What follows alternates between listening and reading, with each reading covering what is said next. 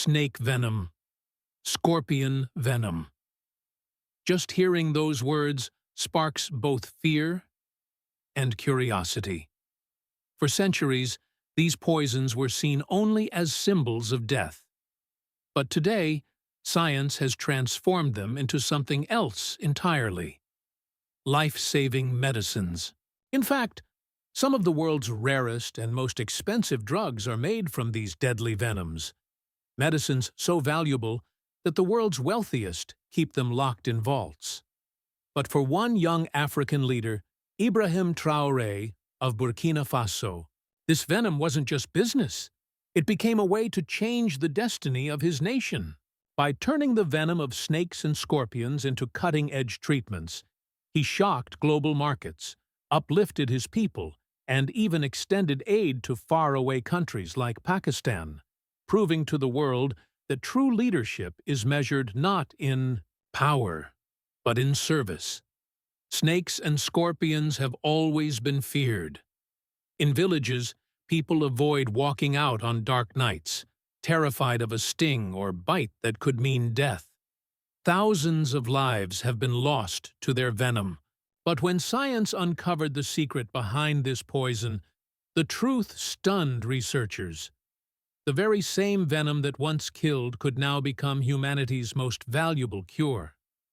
Inside their bodies are unique chemicals capable of treating heart disease, brain disorders, blood clots, even cancer. What once symbolized fear turned out to be a hidden treasure of healing. Scorpion venom, for example, contains microscopic compounds that can penetrate cancer cells and destroy them.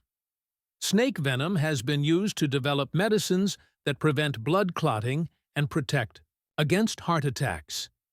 In the West, trillions of dollars have already been poured into research. A single drop of scorpion venom can sell for thousands of dollars, making it more valuable than gold. No wonder the world's top laboratories are investing heavily in this hidden resource. But who would benefit most from this treasure? That's where the story takes an unexpected turn. To a small West African nation many people barely know: Burkina Faso. And at the center of it all, a young leader, General Ibrahim Traore. On the surface, he looked like just another soldier in uniform. But behind the uniform was a vision. Traore realized that while foreign companies were profiting from venom extracted in Africa, his own people lived in poverty and hunger. He made a bold decision. This wealth would no longer fill foreign vaults. It would write a new future for his people. He organized a system to safely collect venom, training local villagers to extract it from snakes and scorpions without harm, then sending it to laboratories for processing. It wasn't easy. Working with deadly creatures requires skill and courage. But the people believed in the mission.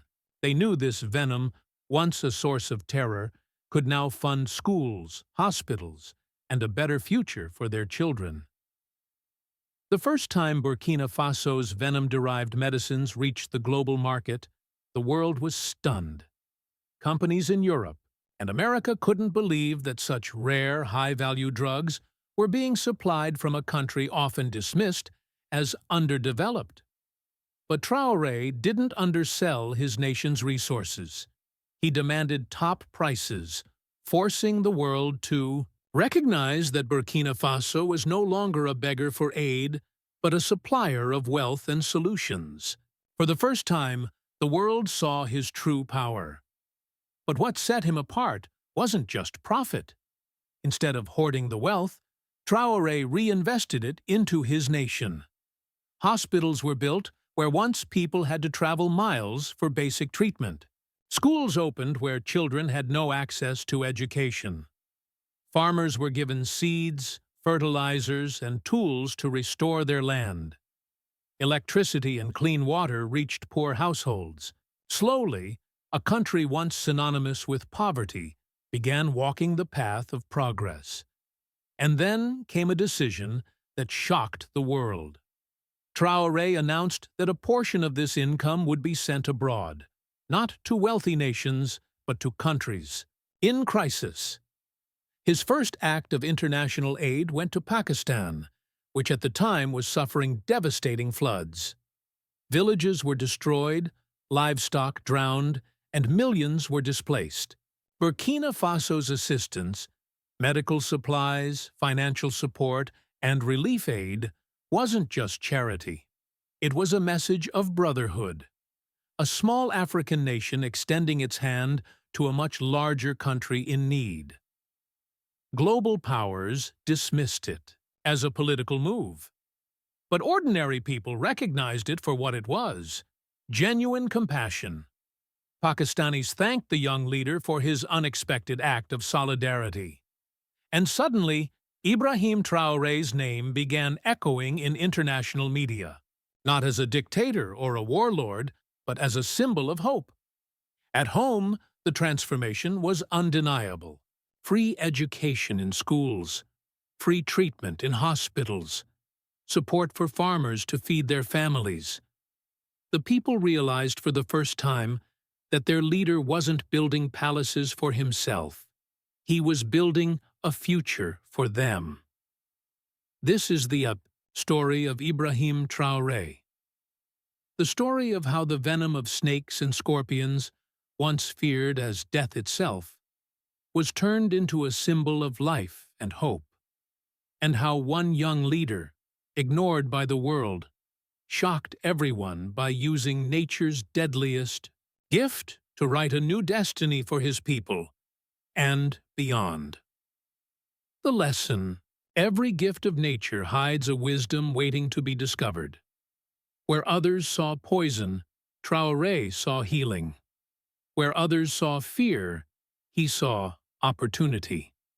And with that vision, he transformed his nation into a living example of independence, service, and brotherhood. So, dear viewers, what do you think of this story? Could venom truly hold the key to both medicine and justice? Share your thoughts in the comments below. And as always, we'll see you in the next story. Until then, goodbye.